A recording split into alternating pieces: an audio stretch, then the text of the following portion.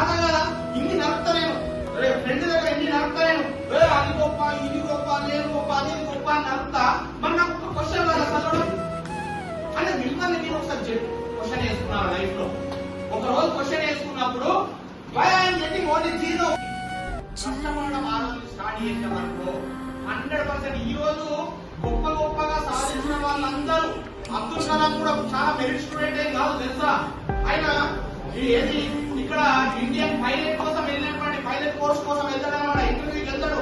ఇంటర్వ్యూకి వెళ్తే 10 మంది పోతే 9 మంది సెలెక్ట్ అయితే ఈయననే ఫెయిల్ అవుతాడు. పైలట్ ట్రైనింగ్ కోసం పైలట్ కోచింగ్ కోసం వెళ్తే ఇండియన్ ఎయిర్ ఫోర్స్ నేను పైలట్ కావాలని పోతే ఏరోప్లేన్ పైలట్ కావాలని పోతే 10 మంది ఇంటర్వ్యూ పోతే 9 మంది సెలెక్ట్ అవుతారు. అబ్దుల్ కలాం ఒక్కోడే ఫెయిల్ అవుతాడు.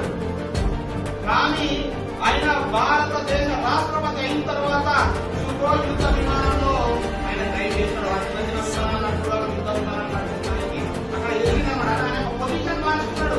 కేవలం నేనేదో ఏరోప్లేన్ పైలట్ కావాలనుకున్నా కానీ ఈ బండి నడిపినటువంటి ఇది చాలా 10 మందితో తయారైందనమాట.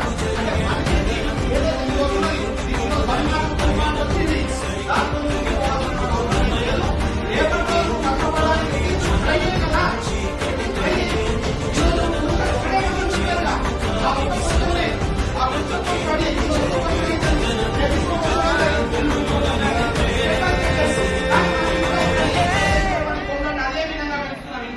అలానే ఉంచడానికి ప్రయత్నిస్తున్నాం. 10 ఏళ్ళ దాకా కష్టపడలేదు హింస పెట్టుంది. చూడదు 10 ఏళ్ళ దాకా మనం కష్టపడలేదు హింస పెట్టి ఇప్పటికైనా కష్టపడుతుంది. ఇప్పటికైనా ట్రై చేయండి. కష్టపడాల్సిన అవసరం లేదు. అట్లీస్ట్ ట్రై చేయి. ట్రై చేస్తే ఇయ్యలేకపోతే రేపు వస్తుంది కదా. నాకు రాదు అనుకుంటే ఏంటి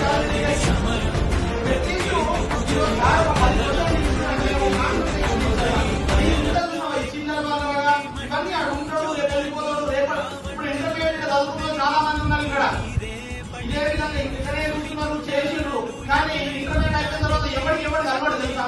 ఎవరి లైఫ్ వాడి ఇక్కడ కూడా నీకు ఉన్నాడు. ఇప్పుడు నీ దోస్తాను ఉన్నాడు అనుకుంటున్నావు. వాడి కోసం నువ్వు కూడా ఎంటర్టైన్ అవుతున్నావు. నీ కోసం వాడు ఎంటర్టైన్ అవుతున్నాడు. నవ్విస్తున్నావు నవ్వుతున్నావు కొట్టుకుంటున్నావు తిడుతున్నావు. వాడి కోసం నీ లైఫ్ అంతా టైం వేస్ట్ చేస్తున్నావు. కానీ రేపటి రోజు వాడు ఇక్కడ నుంచి వెళ్ళిపోయిన తర్వాత వాడు నీకు ఏం రాడు.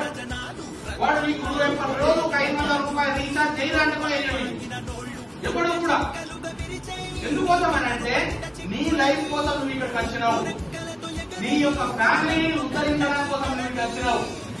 అలా నీ దృష్టిలో పెట్టుకోండి. ఫస్ట్ చదువు అనేది నేను చెప్తున్నా చదువు అనేది పెద్ద విషయమేం కాదు. ఇక్కడ ఉన్నటువంటి వాళ్ళు ఎవరు కూడా గొప్ప గొప్ప సాయం అందరూ ఎవ్వరు కూడా బ్రిలియంట్ స్టూడెంట్స్ ఏం కాదు. కానీ కన్సిస్టెన్సీ నువ్వు ఈ రోజు కన్సిస్టెన్సీగా కష్టపడాలా. ప్రతి రోజు నిత్యముక్తంగా చేస్తున్నాడా. ఈ రోజు ఒక క్వశ్చన్ ప్రిపేర్ అయ్యావు. అలాన్ని ఫస్ట్ నువ్వు రీడ్ చేస్తున్నావు. నువ్వు ఈ రోజు సార్ చెప్పినటువంటి దాన్ని నువ్వు ఈ రోజు విన్నావు. విన్న దాన్ని పోగానే అట్లీస్ట్ 5 నిమిషాలు చదవాలి. నేను ఈ రోజు క్లాస్ లో చెప్పిన దాన్ని అట్లీస్ట్ బుక్ ఓపెన్ చేసి రీడ్ చేయి. రీడ్ చేసిన తర్వాత ఇంకొకసారి నువ్వు మళ్ళీ ఒక 1 వీక్ తర్వాత రీడ్ చేయడానికి తర్వాత రీడ్ కంటే ముందు నువ్వు ఫస్ట్ రీకాల్ చేసుకున్నాను. దాన్ని రివ్యూ అంటారు. నీకు ఎంత చదువుతుంది అని అంటే ఫస్ట్ ఈ రోజు నువ్వు చదివావు. సార్ ఏదో ఒక క్లాస్ చెప్పిండు. ఆ క్లాస్ చెప్పినా కానీ అదే రోజు ఏం చేస్తావు అని అంటే చెప్పినప్పుడు మంచిగా అనిపిస్తుంది తెలుసా. అన్ని మనకు కష్టంగా అనిపిస్తాయి సార్ చెప్పినప్పుడు. సార్ అక్కడ మ్యాథ్స్ చెప్పగానే అబ్బా సార్ ఎంత ఈజీగా చెప్పిండు అనేది మనకు ఈజీ అనిపిస్తుంది. అనిపిస్తుంది. సార్ చెప్పినప్పుడు మంచిగా అనిపిస్తుంది, ఈజీ అనిపిస్తుంది. కానీ నువ్వు సాయంత్రం పోయి ఏ రోజైతే దాన్ని ఒకసారి రీడ్ చేస్తావో ఒకసారి చదువుతావో దాన్ని ఒకసారి అనాలిసిస్ అవుతావో అప్పుడు నీకు కొంచెం రిమైండ్ అవుతుంది, కొంచెం అంతా రిమెంబర్ అవుతుంది.